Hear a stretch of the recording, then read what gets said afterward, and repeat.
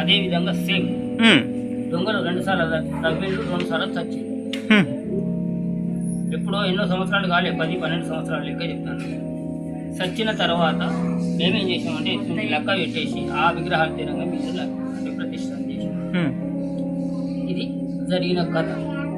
అయితే ఇక ఈ కోళ్ళను కోసడానికి కారణం ఏంటంటే ఇక్కడ ఆవిడ జెండా పెట్టి ఒక బండ పెట్టి ఒక పందిరేసి అక్కడ పోసుకున్నాం.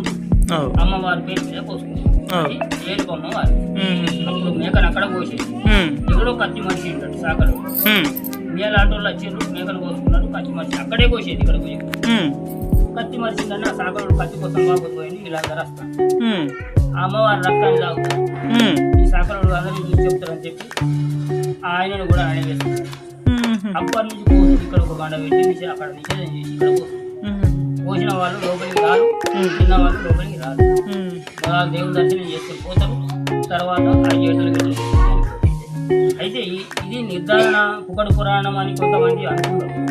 మేము కూడా అనుకున్నాం. వాస్తవంగా తినడానికి కోపం ఉంటుంది. ఇదేంది నీసు అని కోపం ఉంటుంది. ఇది నిర్ధారణ మేము ఎప్పుడు చేసినామంటే కరోనా వచ్చినప్పుడు 2 సంవత్సరాల కోసులు బంద్ కదా. 2 సంవత్సరాలు ఎవరు రాలిపోయింది.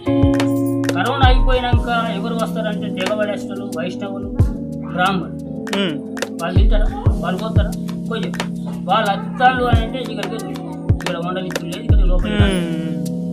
అది చూసి మేము ఊళ్ళో ఒక ట్రస్ట్ వాళ్ళు అందరం కలిసి 5,000 పెట్టి ఇక్కడ తీసుకొచ్చి మీరే ఓపించినాక ఇక్కడ అది నిర్ధారణ కూడా చేసుకోవాలి.